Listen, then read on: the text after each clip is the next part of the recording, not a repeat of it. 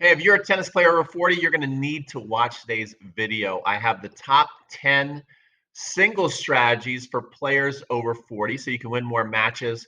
I did it with my man Maribon from the Tennis Summit. So this is an exclusive lesson that was only shown at the Tennis Summit. And the reason why I'm showing you today is because Maribon's getting ready to kick off his 5th summit. And you can get a free ticket.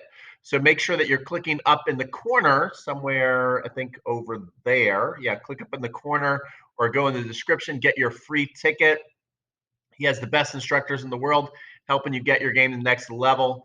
So make sure as you're watching this video and enjoying it to pick up your free ticket. And we'll see you inside the summit.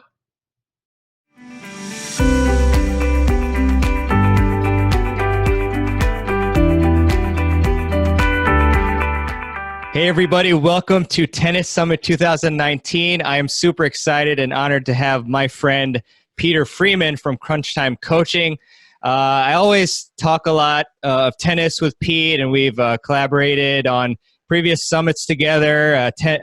Pete does a fantastic job on TennisCon, which is a little bit later on in the year, which you should definitely check out if you haven't already. It's another fantastic online event. And, like I said, Pete is this amazing guy. He teaches a lot on the court, and then he also puts together just some of the best online content that you can check out. So I highly encourage you to check him out on YouTube and his website as well, crunchtimecoaching.com. He's been the Georgia Coach of the Year, and has coached a lot of great players, and also has been coached or has been trained by some of the greatest coaches as well. I think Tony Palafax, was it? Is that one of the? I work for Tony. Oh, you were? Okay, cool, yeah. Cool. Awesome, Pete. But yeah, like I said, I'm just really happy to have you on, and I definitely consider you as one of the top online instructors and one of my favorite people. So happy to have you on, Pete, and thanks for coming. Likewise, man. You are awesome, and I am so excited to be part of your 3rd tennis summit, and that's congratulations, big time, and you're making a tradition, and it's great stuff. So it's awesome. Thanks a lot, Pete, and so are you with TennisCon. Again, a wonderful event that I always look forward to as well.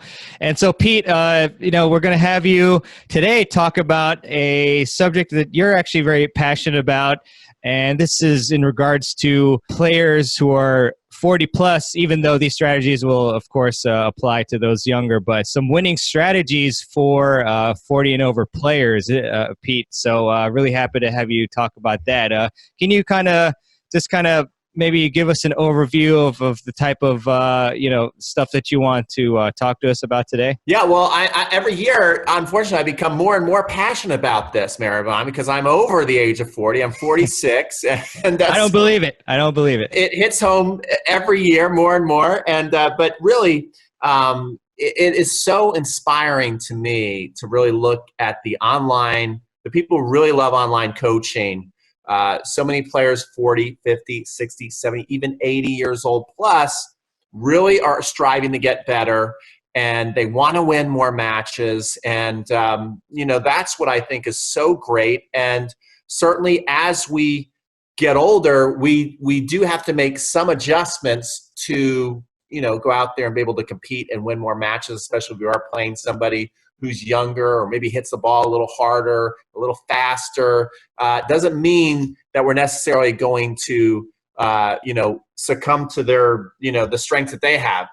There have been so many examples in the sports world of the David and Goliath story, and being able to persevere and win, and not just, be lucky, but win more than once and start to win consistently, even though someone seemingly might be superior athletically or younger than you. Yeah, it's wonderful points there, Pete. I mean, I play a lot of USTA leagues, and you're super experienced, and I know we've both seen where you have the older, more experienced player, and they're implementing certain strategies against much younger opponents, much more fit opponents, a lot of the times, and they're beating them, in some cases very handily. So very exciting to see, the strategies that you're going to give us. And it's also very motivating and a great reminder that we don't necessarily have to be the greatest athlete in order to succeed. We can use our brains, and things that we learn. So we're really happy to hear those thoughts from you. Yeah, great. So, I mean, it all starts with the self-evaluation. You got to really know, and again, this goes for every age, but I think the more that we mature, we're actually able to do it better, so it's being brutally honest with yourself and knowing that, not where your future self wants to be, like where you are right now. What do you do well? What do you struggle with? And how are you going to build your game plan? So I think the first thing you want to look at is, where are you at physically right now? Where's your physical condition? Are you somebody that looks across the net and goes, I can really take advantage of my opponent if the points last longer? Or are you on the other side of that, looking across the net going, man, if I got to be out there all day with this guy or lady, it's going to be a long day. And then so that's going to start to formulate, what style of play that you're going to do. The other thing is, you can be somebody who likes to play long points, but maybe you're not necessarily getting around the court quickly. So you might have good endurance, but you might not have great explosion. So that again is going to determine, what style of play you're going to play. If you're somebody who's like super fast and you have good hands, you might want to play shorter, more explosive points and get to the net. If you're somebody who is has better endurance, you might want to play longer points, take away the angles of the court so it's harder for people to hit through you, and you frustrate them. So this is the kind of thing that you want to be thinking about. Do you move better forward? Do you move better laterally? All this is the kind of stuff that's going to formulate, what you're going to do when you get out there. Awesome. Love that, Pete. That's fantastic stuff. And so the strategies that you're going to cover, are they going to be like geared towards singles or doubles, or are they more like general types of concepts, would you say? I would say tonight what we're going to do is we're going to focus on singles, because I know that there's still a lot of people, of course, most people playing doubles, but there's a lot of people that I've talked to who say, I still like to put it all on my shoulders. I like to go out there. I like to get the exercise of covering the whole court. And so this is for all you singles players out there who love to go out there and compete, and you love to win. So that's what I'm going to teach you how to do tonight. Awesome stuff, Pete. I'm very excited about that. I'm personally very passionate about singles, and I actually didn't really learn how to play doubles properly until I started playing college tennis. Because, for a lot of us, a junior tour, or, well, I guess if you call it that circuit, you're usually playing singles and things like that. So, but yeah, I'm really excited to learn from you, and to I'm going to write these strategies down, as I think you all should, and remember them and profit from them. So Pete, again, really excited to hear what you have in store for us, and so could you give us a little bit of an idea about what exactly you're going to lead us into for today's presentation? Yeah, I'm excited because we're going to be talking a little bit. I'm also going to bring you to the court, because I think it's really great when you go out there and you know what style player you are. So we've just kind of talked about that. And now I want you really starting to think about, are you a net rusher? Are you a baseliner? Are you a baseliner who rules the court with power? Or are you more of a counter puncher? So now that you're thinking about all that, there's going to be some plays that are really going to stand out to you tonight. And you're going to go, I want to run that play tomorrow. So before we get into that, I'm going to give you my top 10 plays that you're going to run to win points. And like I said, some points are going to speak to you a little more than others. And but I do want just to mention a couple of things to you that's super important that you may or may not be aware of, but you can really take it to your advantage. The first thing is focus for 4. As I watch people out there, there is a huge opportunity to just take advantage of intensity and focus and footwork that too many people are not. People look like they're out there and they're getting ready to kind of like work themselves into the point. You don't have that much time to work yourself into a point. Most points are going to be over, certainly in pro tennis, but also in recreational tennis within 4 shots. The difference between recreational tennis and pro tennis, though, is a lot of the pro tennis is being ended with real forced errors or winners. Unfortunately, on the rec courts, it's people just kind of being a little lazy with their feet, a little sloppy with their technique, and they're missing within the first 4 shots. So if you're somebody who's always consistently ready to just make, guess what? We said 4, all you could do is make 2. So if you're super focused, super energized, and you have a goal of like, I am making 2 shots every time, all of a sudden the points are going to start to rack up in your favor. So that's one thing I want you to remember before you go out in the court and run plays. The other thing is is I want you to be aware of a concept I call the envelope. So especially on a big point to where maybe you're afraid to pull the trigger, you know the point's going to last a little longer, what are you comfortable? Some people, you know, they hit 4 shots, they start to freak out, and they feel like the point's got to end. Other people, it's 8. Other people, it's 10. Other people are comfortable with 20, 30, 40 ball rallies. What do you like to do? That's number one. Know that. Be honest with yourself. The other one is look across the net and start to notice their tendencies. When do they start to freak out? It's kind of interesting. You'll see a rally going, and then all of a sudden somebody just pulls a shot that makes no sense. And if you start to pay attention to that, you'll start to notice that they almost do it within a certain point of the rally. And if you do that and you can hang in there for whatever that magic envelope is on your opponent's side, you can start to rack up a lot of points, okay? Because we are all creatures of habit, and it's proven over and over again that we're always looking to change ourselves, but habits are so hard to change, okay? So that's huge. Now we're going to get into some plays. And so the first one that I want to bring you on the court, and I'll just tee it up a little bit, is the Fed draw play. And this is for people who really like to, counterpunch, and then also it's for counterpunchers, and then also people who like to look for ways to attack. And so Federer is a master at this, and it was kind of interesting. He just played his final, the Miami Open, number 101 win for Fed.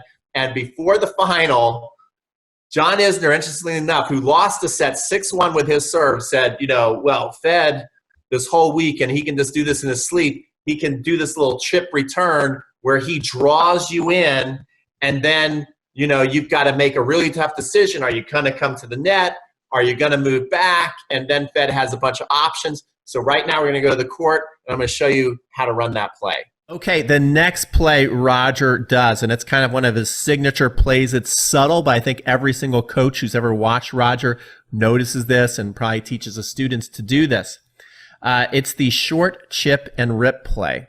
So Roger especially likes to do this on the ad side. Loves to do it on first and second serves, but especially you'll see when he's a little more in control of the second serve, he will bring that return short, forcing his opponent to be in a situation where they're like, do I come in on this? It's not really feeling good. The ball's so low, it's skating off the court. If I run in, I feel like I'm just a target, that there's going to be this big open court here. Or if I'm trying to recover back, Roger's got such a big forehand, he then rips it cross court.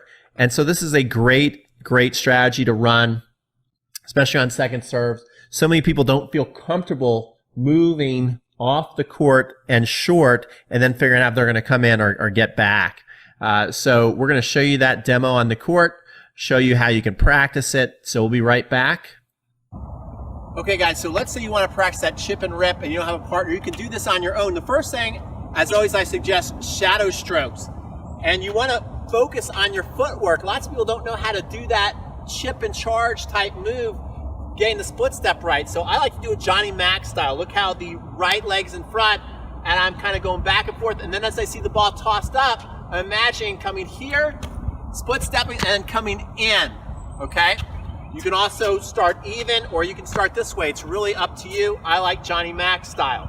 The next thing you want to work on is your recovery to the middle. So you practice coming here, split step, chip, and then you can either move with a crossover step, come out this way, swing here, almost go into a sprint, and get back, and then practice your rip shot. Or you can do Fed style. Fed likes to kind of backpedal out of this lots of times. So he'll come in here, he'll hit that shot, and then start to backpedal and move across. Okay? What you don't want to practice is doing a side shuffle all the way like this. It's going to take too long to get back, all right? So you practice that, then you practice your shadow stroke. So it looks something like this. I'm going to practice that Fed backpedal. I'm going to come here, backpedal out of it.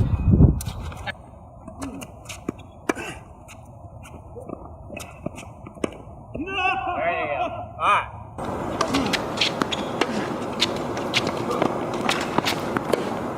Awesome, Pete. That was a great play that I think you all should really, again, write down and try to implement, see how it works for you.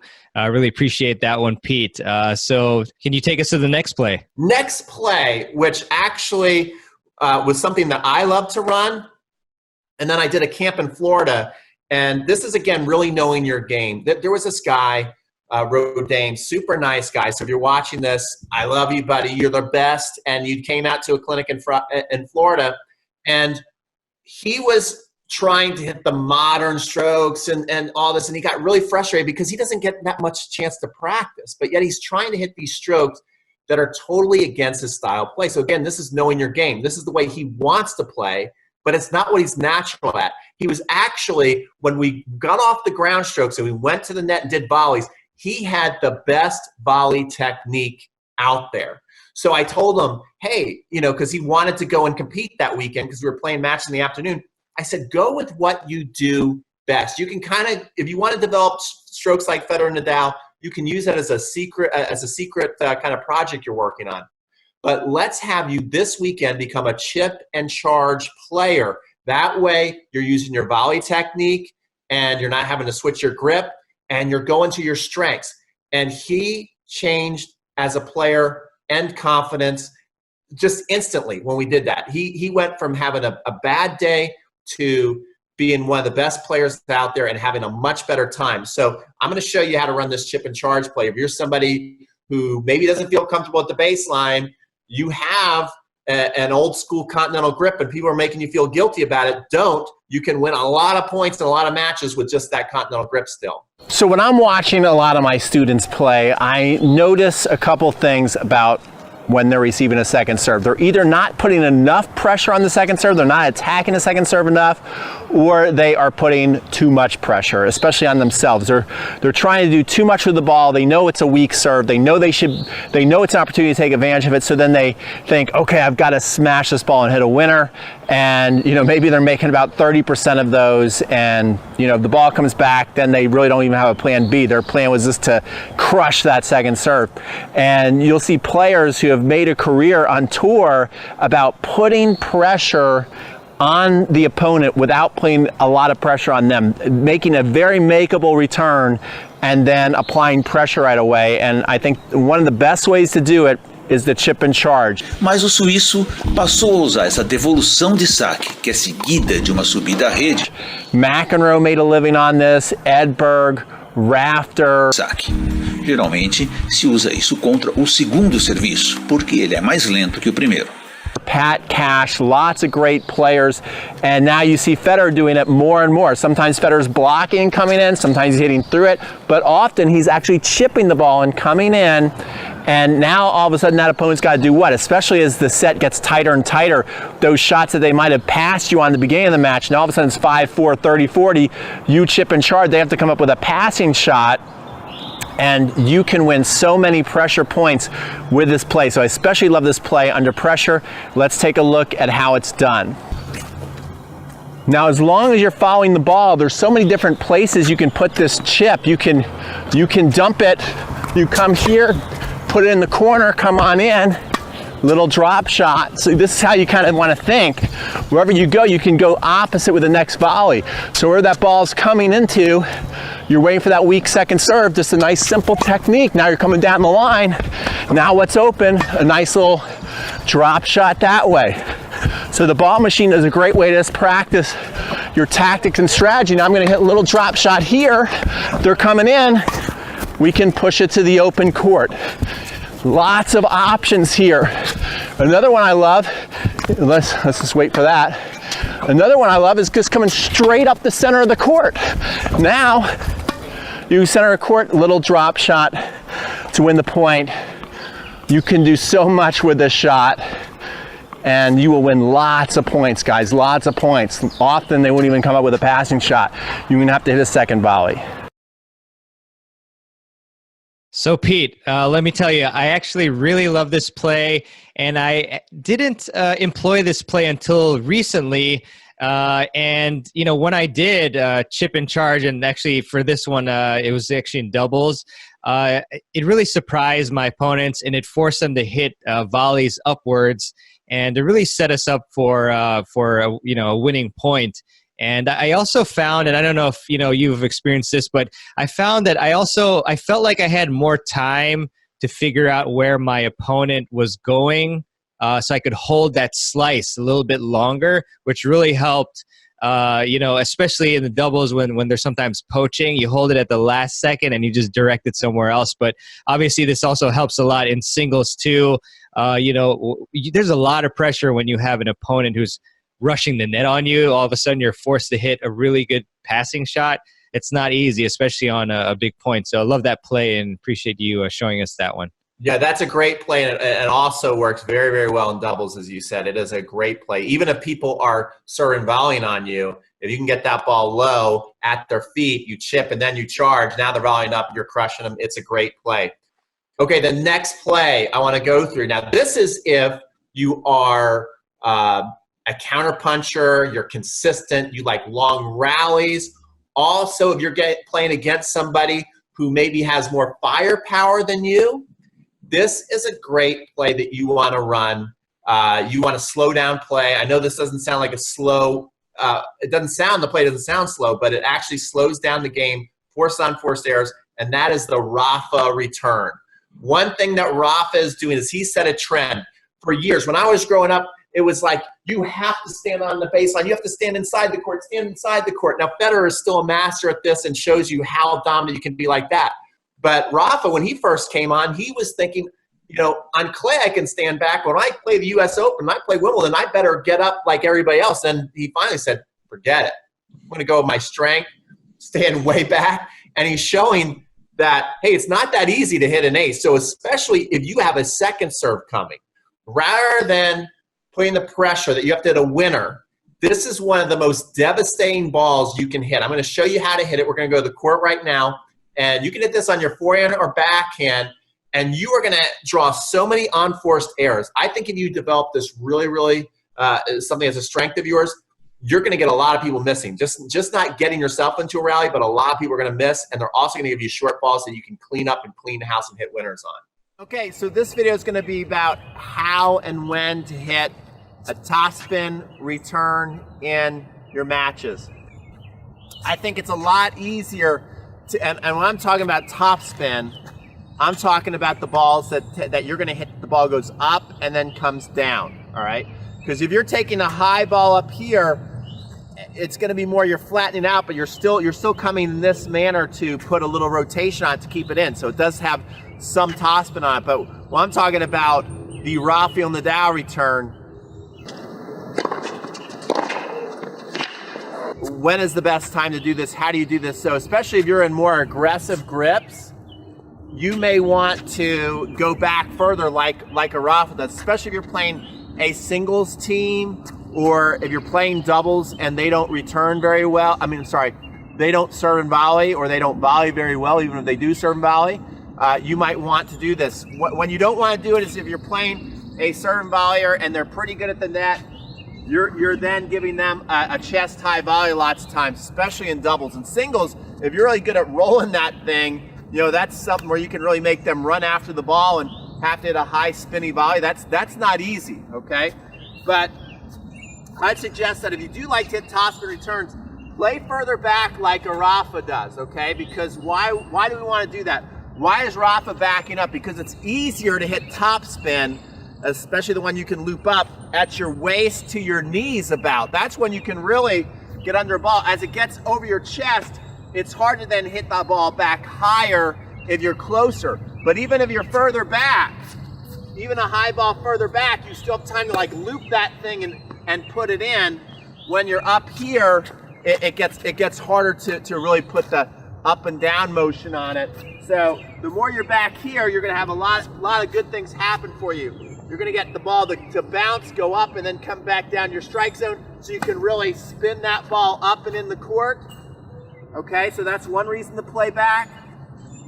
And even if the ball is higher, because you have so much of a distance to go, you can still even take those high balls and swing up and hit a spinny ball. So if you like topspin, you're looking for balls that are coming at your waist to your knees. This is ideal.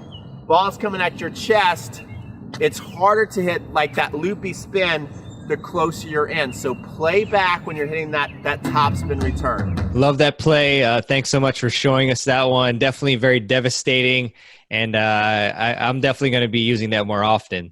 So with that, let's go to the next one. Okay, the next one is just more of like a mindset. I'm going to show you different things you could do on the court to make this happen. But this is a way that you can beat somebody that is physically superior to you. Somebody that you look at, you go, man, they're just younger, they're just faster, they hit the ball harder.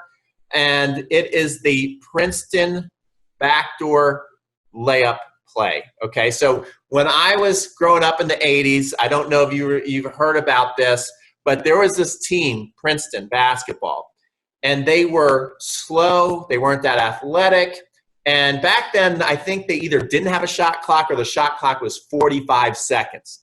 And what they would do is they would run the clock down to like 1 second every time, and they would basically, the people that were more athletic, like a team like UNLV or whatever, they would lose their focus and attention. And so this team that didn't have the same horses that the other team had would all of a sudden end up with all these easy layups, and they usually won the game like 45-43 when other scores were like 80 to 79 or something like that. And I'm going to show you different things you can do out there to slow down the play, frustrate people that are better than you, and then they have to shake your hand with the most disgusting look on their face because they cannot believe they lost to you. You're going to do it. This next strategy I call the Princeton Offense, okay? And we're going to get easy layups out of this. Now, our easy layups are going to be volleys that we're going to take out of the air when we lull our opponent to sleep, and we can either end the point or start to attack with firm volleys, put away volleys or drop shots. You'll see me use a bunch of different ones, but trust me, this works. I actually got an email, or the guy made a post. He's a Next Level University student, got great, beautiful strokes, and he said he lost decisively to this guy who all he did was basically lob, wear him down, and it wasn't even close. So I'm telling you, you can beat a lot of players that on paper, or if you just watch them hit, maybe they look a lot stronger than you and they're intimidating, but if you run this play, you're going to wear most people down. Remember, most people you're playing, they are recreational players, so even though they look good, there's a weakness there, and most people have really nice looking strokes and hit hard, have really tough time with patience, and have a tough time doing anything with high balls. So what we're going to do is lull them to sleep with our Princeton style offense. Princeton back in the day, like I think it was like late 80s, early 90s, used to beat teams way better than them by just basically running out the shot clock, lulling their opponents to sleep, and then they get a backdoor pick layup. So same concept. Let's watch how it works. So what your goal is here is, no matter what your strokes are, remember, maybe don't have the best strokes, is to establish a nice lob rally. So you see, I'm not really using great strokes here. I'm just getting the ball high. It doesn't matter how you hit the ball. Get the ball high, and then when you really feel like you get one nice and deep, you can start to cheat in a little bit. So then start getting comfortable cheating in. Then we're going to back up. Now get comfortable moving in, getting ready to that rhythm. And then eventually you're going to hit one, see them get against the fence, and then you can cheat in and start to control the point of that volley. You see how I did that? Another thing you can do is you can dump the volley short. So watch this. So I'm going to come here, hit it high, cheat in, dump the volley short, have him running forward. You don't even have to have the best drop shot in the world. So that's a great play, and try and get a really good little short ball. Oh yeah. Bring them forward. So run that Princeton style offense. Hey, run that Princeton style offense, and you're going to win a lot of easy points, easy layups. Pete, I love it. Really, using your brain out there, and just remembering that you can change the tempo. It's very smart. You see sometimes players even taking like bathroom breaks or other breaks, and it really does, it's the same kind of concept, just breaking the momentum and changing it up. So really appreciate that one, Pete. And with that, let's take us to the next one. All right, this is a cool one. We're up to number 5. Again, this is kind of going along with the Princeton backdoor play, and that's middle all day play. Okay, so so many people are always looking at the court and thinking we got to go to the corners, and it could be, you could be making a lot of unforced errors, and also you could be playing into people's strengths. Like what would I rather be in? Honestly, I mean, I can't go out there in the court and compete with Pete Sampras, but would I rather rally up the middle with Pete, or would I rather have him run across the court and hit his forehand? I would rather give him less angles. I think I'd have a better chance if I could go out there and compete with somebody like him. So there's certain people, and you have to know who they are, who when you bring, even though you think you're doing a good job by going to the corners, all of a sudden this is where they start to release their angles, release their power, and you have to be aware and notice these things. So we're going to go to the court. I'm going to show you the middle all day play, and you can also use it just not for rallying, but also net rushing, which McEnroe is really good at. So believe it or not, there's going to be some people that you're actually going to be better off cutting the court into a smaller shape and going down the center of the court. So, the best example I can think of this, and you might have some players that kind of have this skill that you play against, and so you want to be aware of this, is Pete Sampras.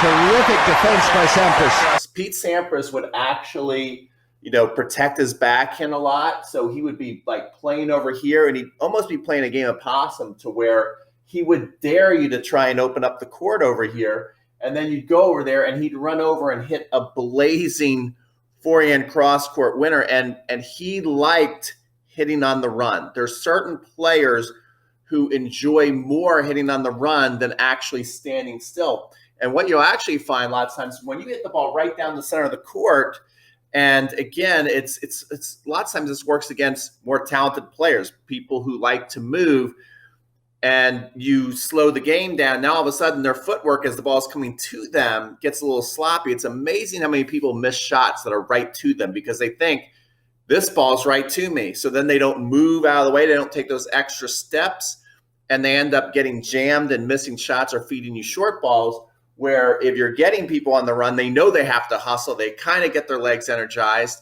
and then they get a little more focused, and they end up burning you.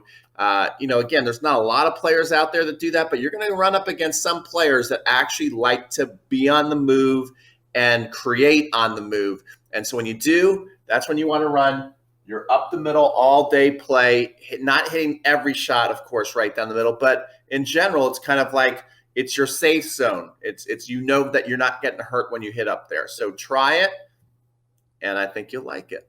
Awesome stuff once again, Pete. That's a great strategy there, and it's wonderful because it's high percentage, and like you said, you're a lot of times taking away the strengths of certain opponents who you give them more angles, and all of a sudden they take you off the court. So this is definitely a lovely play for all of you out there. So let's go to the next one. Okay, the next one was actually a play that I ran as a junior. When I was a junior player and playing college tennis, I was a pure serve and volleyer. I would serve and volley first and second serve. And so I'm going to show you a drill that me and my coach did pretty much every single private lesson that I had. We had to do this one drill where I had to serve, I had to hit the volley in a certain target area, and then my follow-up hopefully would be my cleanup volley to win the point in a certain area. So we're going to go out there and look at this classic serve and volley play. So I'm going to show you a serve and volley drill that I did all the time with my coach when I was a competitive junior player. I would often serve first and second serve. And so every private lesson I had, my coach would set up this box right here. He'd set up these tennis balls, and our goal was to make as many out of 10, hopefully anywhere between 7 to 8 out of 10. That'd be a great practice with our first volley coming back here, okay? And so this is great because, a lot of times it's good to also hit like a little short volley sometimes, but deep volleys, since you are coming in, since I'm on my way in, I'm gonna hit a lot of my first volleys here, okay? I still need time to get in and close. So that whole time the ball is traveling in there and getting deep, it's allowing me to establish winning pole position at the net. And also notice where it is. It's in most people's backhand corner. So let me just show you how you can do some exercises to practice this, even though you're practicing by yourself. And so you can really start to get this down and have it in your mind when you're getting ready to play a match. So we're going to reverse engineer this. You know, most people, they start out serving big and then right into the net and everything. And really what's often overlooked is how to get ready in the midcourt and get that split step down. And this might look easy, but I've had some students tell me when they actually go to practice a self-feed on the volley, that's a lot harder to look. So don't take this for granted. Go try it before, you know, you're looking at that going, well, that's easy. So what I want you to do is just practice getting a nice, coming into a split step, and then you can practice forehand and backhand volleys and moving through it. So I'm gonna split step, come here, forehand volley to that corner. I'm gonna come back, and then I'm going to split step again, and then backhand volley to that corner. And I keep working that back and forth until I feel nice and warmed up.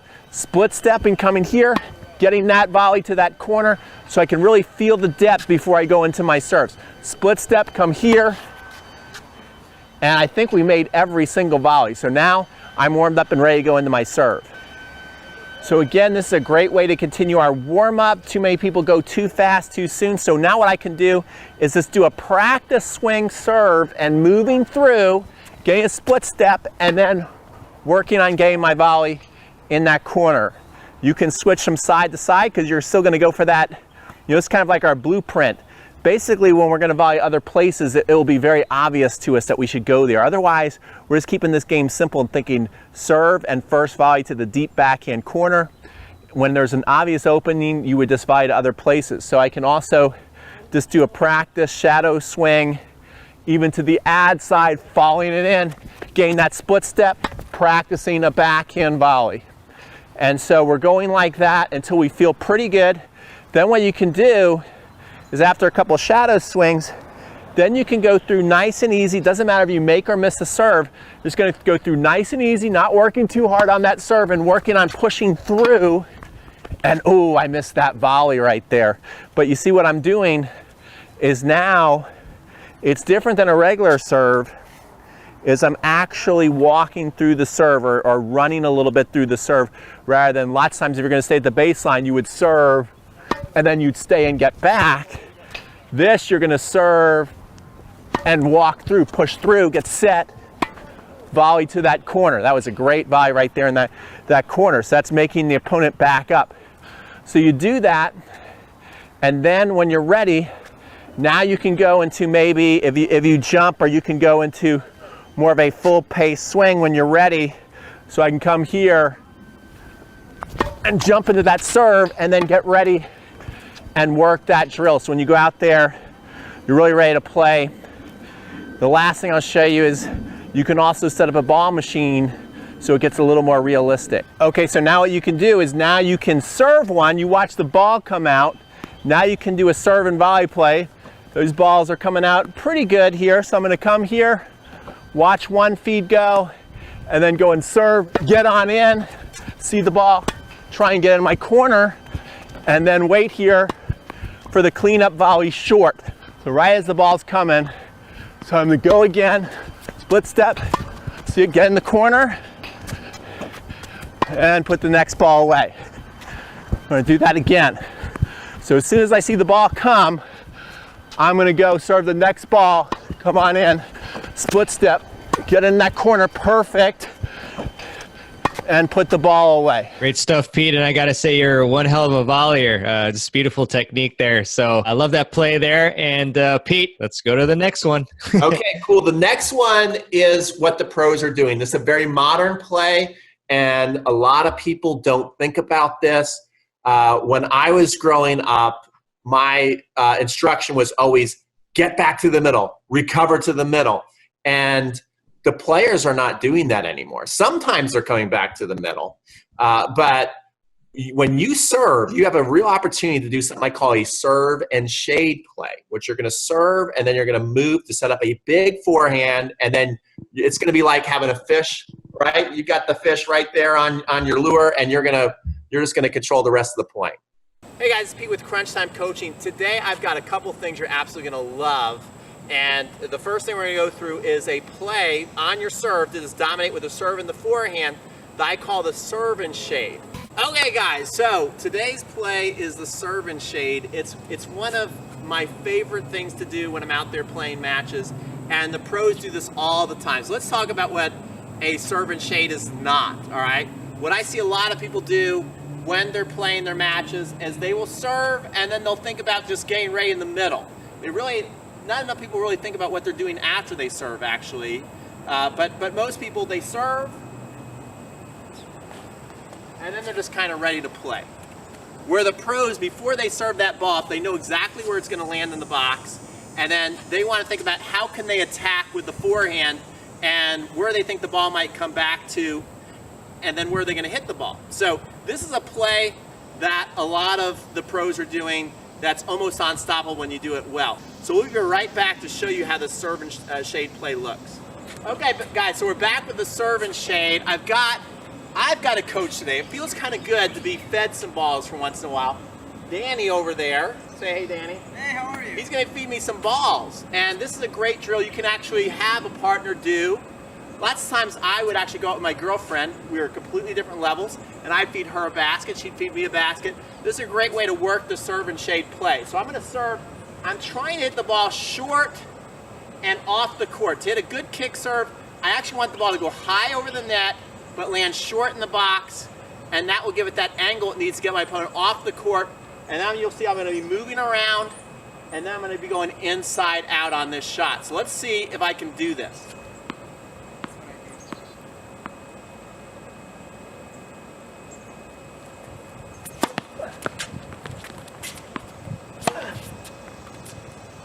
Okay, so you can see on that shot, I got a nice kick off the court, moved around the ball right away, and then I go behind them because I know they're thinking they're in trouble. They're seeing their ball float.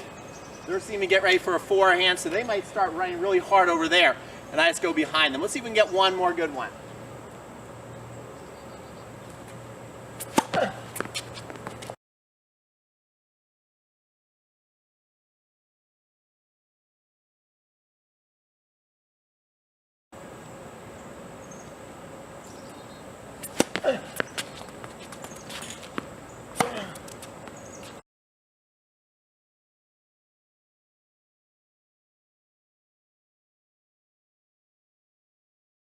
All right, Pete. So I'm thinking that this next play is going to be a money play, so to speak. Is that right? That's right. So what we're going to go through, I have 6 big money plays in the slice. I'm going to show you just a couple of them, just to kind of get people's head thinking out there that you can really win so many points off a slice serve. There was one guy who went out to Newcomb's Ranch, who was an online student of mine. He bought my slice serve course. And so I interviewed him after every match, and he said, I'm undefeated. He says, that slice is bringing people right off the court, and I got a whole ocean to hit in. And some people, and he's a right-hander. So many people think, oh, well, that slice is just for the lefties. He was a right-hander. He went undefeated for the entire week at Newcomb's Ranch, and we did tennis con, which is not easy to do because there's lots of great players. And he was a really good player. I think he was like a 4.0 plus player. So he's playing other really good players. And he said that was the difference maker. So I'm going to go on the court and show you my baby, which is a slice. That's my favorite thing to do. All right, guys. So we are here with Carver A. Rant. Very good. How old are you, 16? 16. And you could be playing 16 unders, right? I can.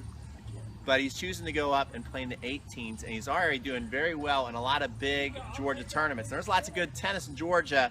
Now, Carver, what we're doing out there is we're running big money plays. 1-2 combinations off the serve, and specifically off the slice serve. Okay? Now, when you go out there and you play a match, do you have certain patterns and plays in mind when you go up to the line? Definitely, all the time. You know, it depends on the player, but you always have some type of strategy with it. Yeah. And I know you. What did you hurt? Did you hurt your stomach? I tore my abdomen. Yes. Tore your abdomen, and I know he'd still go and play tournaments with a torn abdomen. It's a tough kid, and I know that's when you felt like your slice really started to get you better and winning a lot of free points. Yeah, it was the serve that kind of saved me. You know, it wasn't as hard on the body. It's not as hard on the body to hit a slice, and it really allows you some, you know, crazy angles and some really easy free points. I noticed it really increased my second serve percentage and my ability to win easier points on my second serve. It's my favorite serve by far. It's his favorite serve by far, and he is a righty. Okay, so it's not just a serve for lefties, and so Carver, big money play number one. First of all, I'm going to demonstrate as a lefty where I love to go out wide, and then it's just a simple open court. If I can get my opponent way off the court with my slice, I have the open court, right, Carver? Of course. Carver's seen my slice. I got a decent slice, right? To say the least. And then Carver is going to do the same thing to me, which we saw Federer and Djokovic do all day last year at the finals of Wimbledon on a big point, 30 all, deuce points, 15 40s. Lots of times when you didn't think they were going to attack the forehand, they went right at the forehand, got him off the court, run around, open court, forehand winner. All right, so here we go, Carver. Big money play number one. I'll serve here, you go return over there. All right. Okay, guys, so here we go. We're running big money play number one. Trying to get the ball out wide to Carver, get him off the court, see if I can get a nice look at the open court.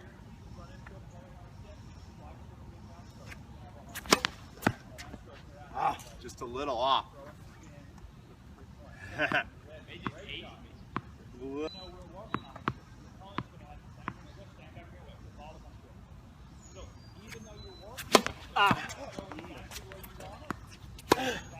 So there we go, there's one.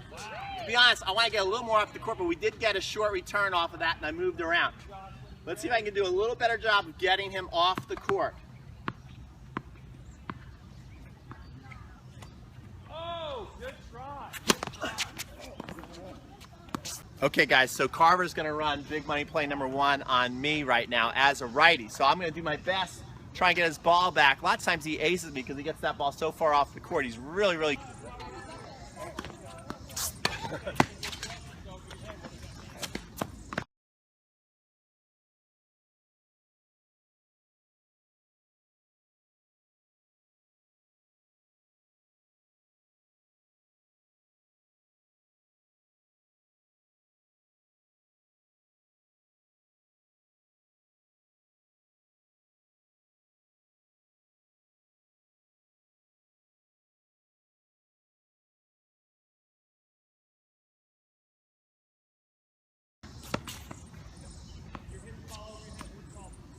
You know how they talk about young grasshopper and teacher teaching the student pretty well? I mean, he totally, I'm crashing into the fence as I'm trying to get that back. Great serve. Let's see if we can do that one more time. Great serve.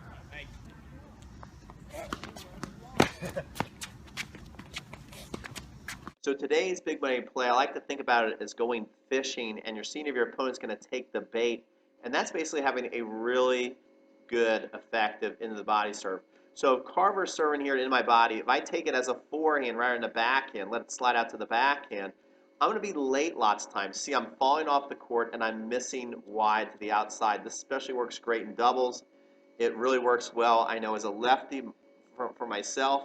And you get a lot of free points. So once you see your opponent take the bait, look, I took it as a forehand, should have taken that maybe as a backhand, it would have been a little easier return. Once your opponent takes the bait, it's a play you can run all day long.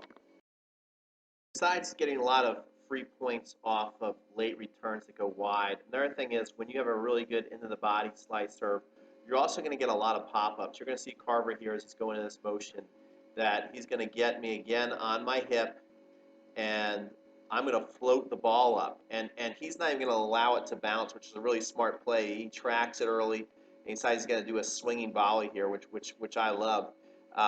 But it's a point that's great. It's a shot that is great for big points. That's why we're calling this big money plays. Most people tend to be very nervous or overexcited. Either case, the footwork usually is not good on big points. So if it's a real big point, a break point, a deuce point, you know, you're in the tiebreaker, you need a point. Rather than going for the ace, if you have a really good slice in the body, that's going to pay off big time. So guys, I just can't emphasize enough what a big serve the slice is, how many free points you can get into a match. So I really hope that you are working on this in your game, not just going out and hitting ground strokes and, you know, playing rally games, and then you do a couple serves and you're playing your matches. But really work on mastering the location of your serve. Once you can really master a slice, I can't think of another serve that you can get so far off the court. You can see that it's just not a lefty serve. Carver's really getting me as a righty. And you can just win so many free points. You can base your whole match strategy on, I'm even talking about when you're returning serve, if you've got a really good serve, you can implement different strategies on your return to serve games because you know you're always going to hold serve. And mastering location is a big part of that. Okay, guys, so our next big money play, this is actually my favorite big money play, and that is, again, serving on the ad side, getting it off the court, and then if I do a good job with that, they're going to feel like they're behind the play a little bit, and they're going to be sprinting to the other side because they're going to think I'm on open court, and I will get it on my forehand and go right back to the backhand. A lot of times I'll just hit a natural winner right behind their body there, and that's good for me because that's an easy cross-court shot. But even when I don't put it away, now all of a sudden I'm in a nice cross-court rally, my forehand on their backhand. So I love to run that. Carver, do you run this on the deuce side? This would be a deuce side for a righty. I do run this play. I run it even more though when I play lefty. That's when he plays people like me. Yeah, that's one of my favorite plays, when I play a lefty. I hate when righties do that to me. So just so you know, if you play a lefty, that's a great play. Serve out to their backhand. They're going to be running across. You hit it right back to their backhand. Even if they get there, now all of a sudden, it's backhand all day long. So Carver and I are going to demonstrate on how to run this big money play. So guys, I'm going to serve that ball, hopefully out wide, get Carver off the court. He's going to run, and we'll get behind him.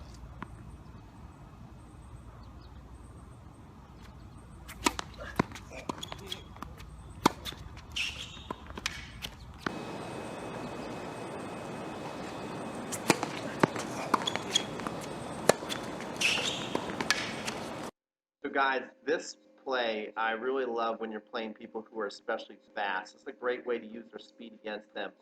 We just saw Carver run. You could see his feet, basically slide on the hard court, which shows that he's really fast. A lot of times when you hit the ball and you get someone off the court, they're going to want to sprint across the court. So you can see we're getting Carver almost into the blue there. His second step is a little into the blue. So he's thinking, all right, I got to dart across the court. And since he's got all the momentum going that way, it's hard for him to jam on the brakes. You can see he does, but he's actually sliding on the hard court, so you know the guy's fast when you can do that. So this is a great play to run against people who are fast. Also, this is a great play to run against people when you notice they have a particularly weak shot. Like Carver said, he loves to run this against lefties and pick on their backhand. I like to do it against righties and pick on their backhand. So what you're going to see here is a great example like Carver, taking me off the court, getting a weak return, and then he's just going to basically pound my backhand. I'm basically demoing a bunch of weak replies, and he's just going to keep running around and pounding forehands with heavy topspin into my backhand. Basically what Nadal does to Federer all the time, and you just go over and over again. With each shot, you're just getting weaker and weaker replies. You're weakening the confidence of your opponent, and you're making them feel kind of really defeated over there, really kind of a helpless feeling when someone's dominating with the forehand and picking on your backhand. And so you can see that Carver does a pretty darn good job here at this point of picking on me, and it's just a great play to run. As many of you may remember, last year Pete had a wonderful presentation on the slice serve, and I think you also were so kind to give out the slice serve course as well. And this year I'm giving a kick serve course away. Yes, and you all definitely. You've been sent that link, but if you haven't yet, definitely pick it up. I mean, this is an amazing, free premium course for you that's going to show you how to hit, in Pete's words, the sick kick.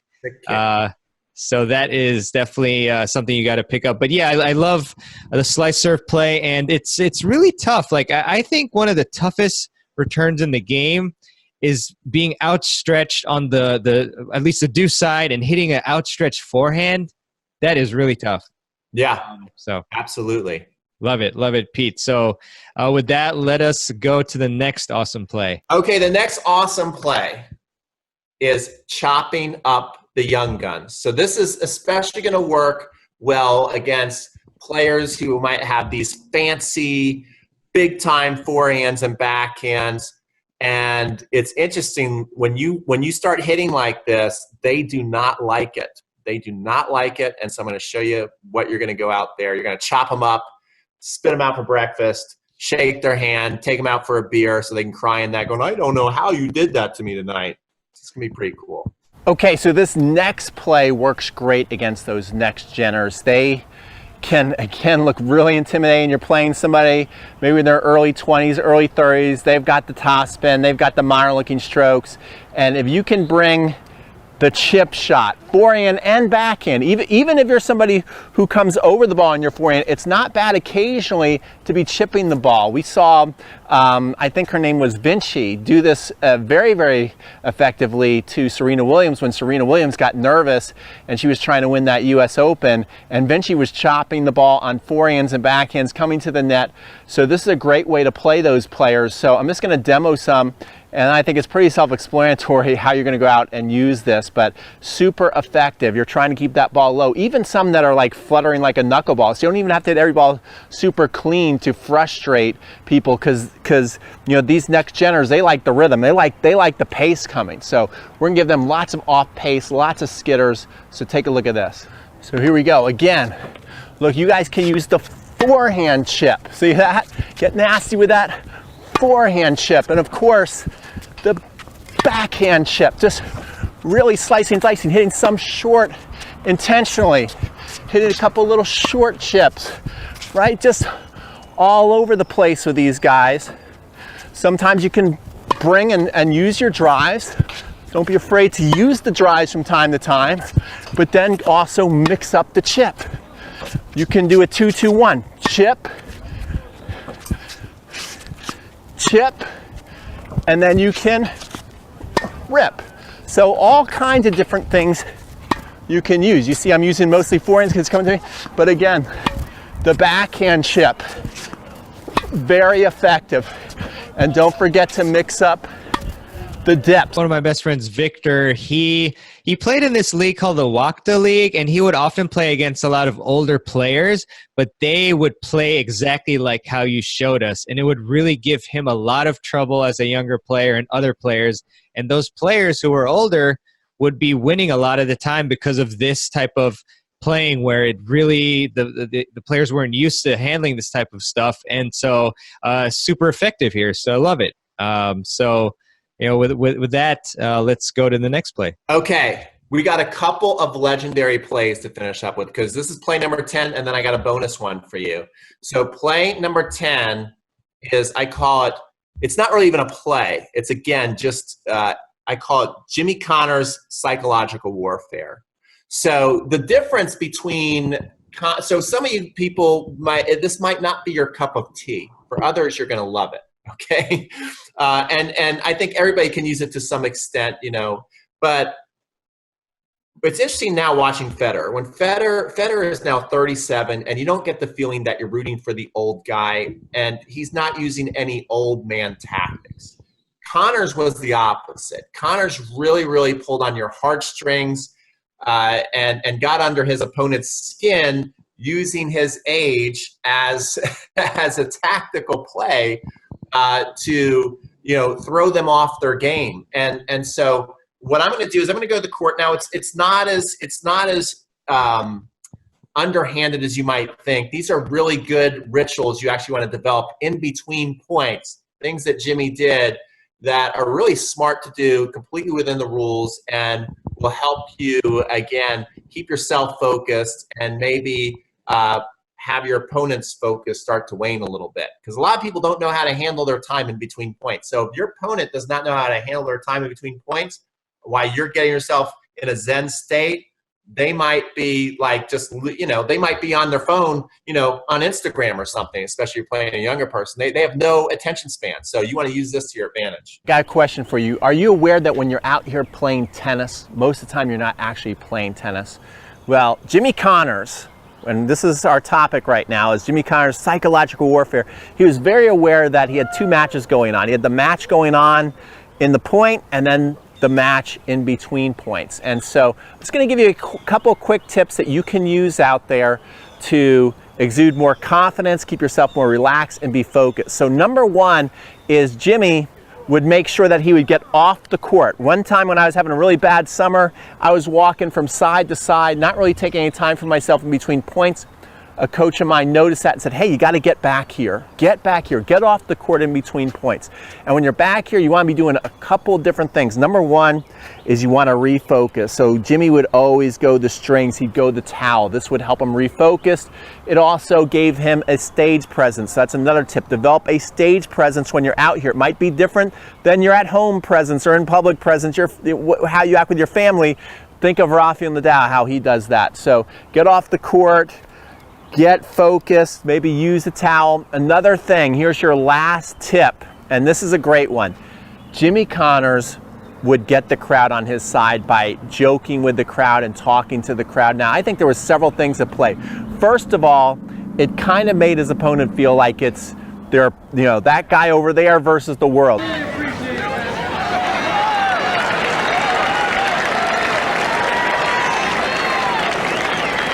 A smile from Tatum and John. They seem to be enjoying something as McEnroe throws some more popcorn down the throat.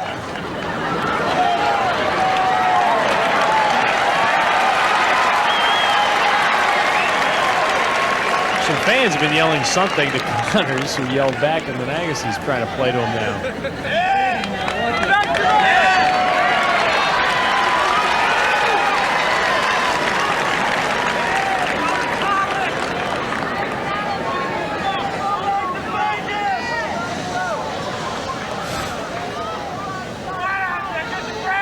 Patty's seen better times for Jimmy. She's had better evenings.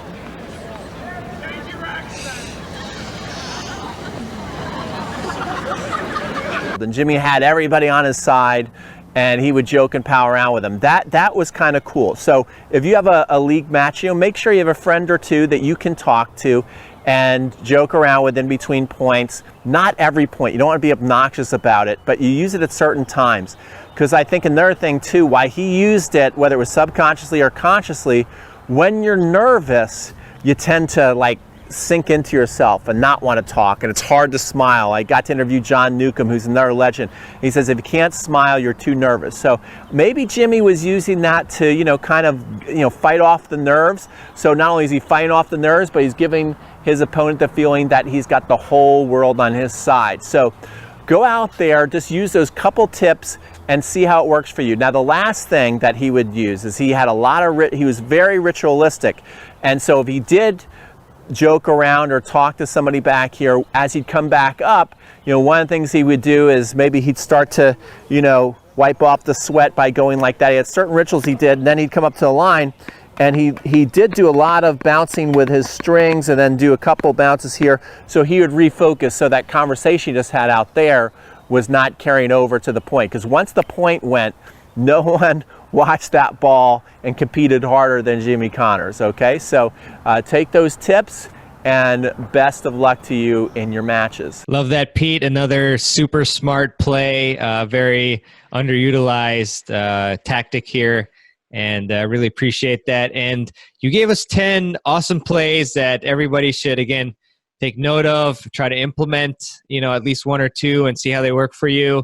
They're all amazing. And now you're so kind as to give us a bonus play. So what's the bonus play? I always want to over deliver for you with your awesome tennis summit. So the bonus one is the Mac attack drop shot approach shot.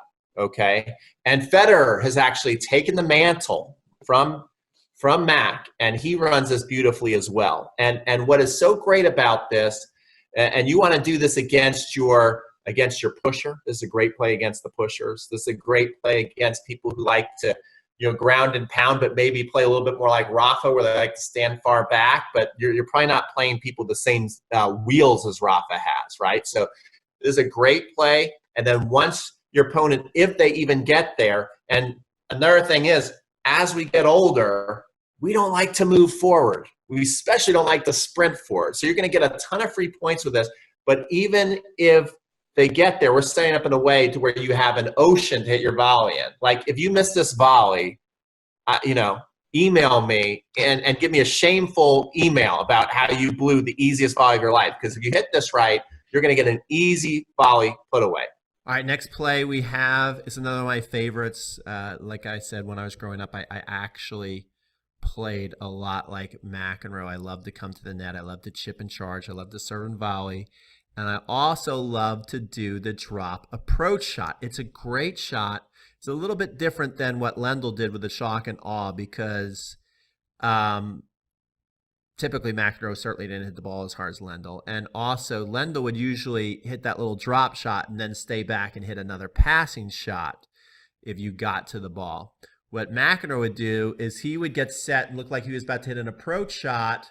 And since he had that continental grip, so if you have a continental or eastern grip, this is probably a really good play for you. It's a little harder to do if you have a semi-western grip. But for people who have a continental or a eastern grip, this is kind of good because you can bring that racket straight back and look like you're about to shovel the ball deep down the line like McEnroe did, and then he just open up, drop the ball right over the net, and then so his goal was, like, especially let's say he's able to get someone back here in the corner with one of his shots, forehands cross court, and then they hit a short ball, and then McEnroe would just dump the ball right here. They'd run up, get to the ball, then Mac would be on the net and he'd hit the volley. He'd volley the next ball away, cross court, usually away from them. So most of the time when McEnroe hit this approach shot, occasionally he'd go cross court and then come on in, but he often would dump the ball right in front of him, especially if he could get the person in the other corner and then get a short ball. Great play. I think really good at the recreational level because not a lot of people move great, right? The older we get, let's face it, we don't even want to run sometimes for the drop shot. We'll just be like, all right, you can have it. So practice this, lots of freebie points in it. Okay, so what we're going to work on right now is the Mac drop approach play. Mac, lots of times, he likes to take the ball on the rise. And so he would shovel the ball. He's more of a shoveler with his forehand. He'd shovel that ball deep and quick, catches opponents off guard. They'd hit a short ball. He'd come on in, look like he was about to shovel it down the line because McEnroe was a shoveler, and then he'd shovel that little drop shot right in front of him and follow it in and put that ball away. Now, how you can practice this by yourself is simply just getting some balls and trying to, we're gonna put some targets out, try and get that ball to bounce in front of that target and then bounce another 2 times in the service box is going to be our challenge. Okay, so and then you want to practice moving through it, and then you can feed it with a partner, and then we actually got a game that we're going to use, a fun game that you can really start to work this shot. All right, awesome. You ready? Excited. Let's do it.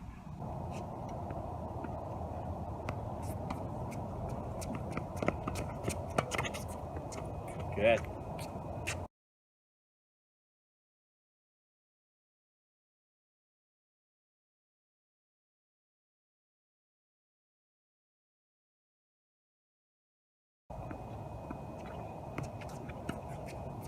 Ah, that's a good one.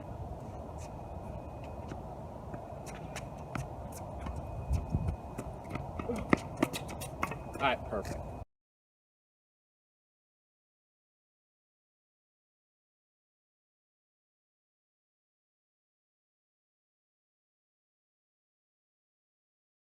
Awesome, Pete. Thank you for that bonus strategy there. Love that. Great play. I mean, wow, you gave us some incredible plays that, again, are highly actionable, that you will really supercharge your game. You know, even implementing one of these tactics successfully is going to change, you know, the trajectory of your win-loss rate. And as we all know, these matches can turn on just a couple points. So really worth your while to implement these. So I really do appreciate that, Pete. And, you know, with all these plays in mind, you know, that you've given us, I mean, what is the next step, you know, as a viewer, as a tennis player, you know, say you watch these and you're really excited, you know, what would you suggest that these players do now? Here's one thing I want everybody to think about is you have this, Maribon's been really nice enough to give you free access for a limited amount of time.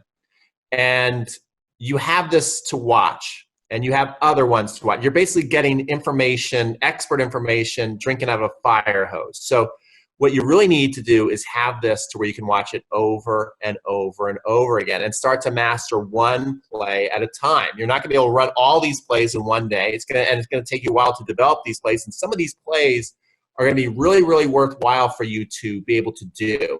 Okay?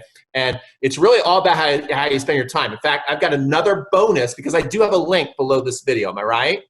That's correct. So this will kind of help you what to do next, okay? It's really about your time, okay? And this goes beyond anything you're doing in life. You have to where you could be filling your time with like sand and pebbles. These are like shiny object things that, you know, maybe are exciting. You know, in a way, Tennis Con and the Tennis Summit, it's a shiny object. Like, oh my gosh, you get all this information, and I'm going to just watch and but how are you going to make the most out of it? Okay, it's the big rocks. So what you need to do with my instruction, with Tennis Summit, is you got to figure out, once you go through all this information, what are the big rocks? What are the most impactful things that you need to focus on? And then you focus on them one at a time until you all of a sudden go, you know what, this is a big rock that when I go out and I play and in the match, it's reliable, it's solid, I can count on it. And then what you can decide to do is go, okay, now that I've got this big rock done, I want to focus on another one. And so I've got a free 8-part series that kind of explains this and then goes through the 5 big rocks of tennis. And it's absolutely free, and it will really get your mind thinking about how you should be spending your time on the court, how you should be spending your time watching online instruction, so that you're always getting the most out of it and getting the most out of your game. Awesome, Pete. And super, like, I really suggest, highly recommend that you definitely sign up to get that 8-part series. I mean, first off, like I said in the beginning, Pete puts out some of the best content online, and he puts his heart and soul into all of it. And what he just mentioned is arguably one of the most important things that you can do, because like Pete said, you know, there's so much information out there. What do? You know, how can you be most efficient with your time? What should you pay attention to? And these are the concepts that Pete is going to go through. And so just check out the link below this video. Super easy. Just click on it and go from there. So definitely that's what we need to do as tennis players if we want to improve our game, is to check out that 8-part series there. So Pete, appreciate it so much. I mean, any other closing thoughts or anything that you'd like to talk about? I mean, I wish we could talk forever, but you know, I mean, I guess there's other sessions to watch, so we'll give the audience some time to watch those too. I just want to congratulate you. You know, it's again, it's those habits, right? I mean, it's not easy to do something once, but it's hard to do it twice, and it's hard to do it a third time, and to really stay focused and keep doing this. And you know, you do a fantastic job, and you really are getting the best people in the industry to try and help players out there. And so I'm super appreciative of what you do, and keep doing what you do. Thanks a lot, Pete. And feelings mutual. You're doing an incredible job, working so hard to help tennis players, and you're so passionate about it. And that's what we need in the sport and the industry, more people just like you. So thanks so much, Pete, for joining us on Tennis Summit 2019. I'm sure that you all enjoyed it, and because I really did. And looking forward to seeing TennisCon 3, and all the other stuff that you have coming out for us. So definitely check out the link below to the 8-part series, as well as Pete's other fantastic content, which is also below this video. So thank you so much, Pete, and everybody for joining, and we'll see you on the next session.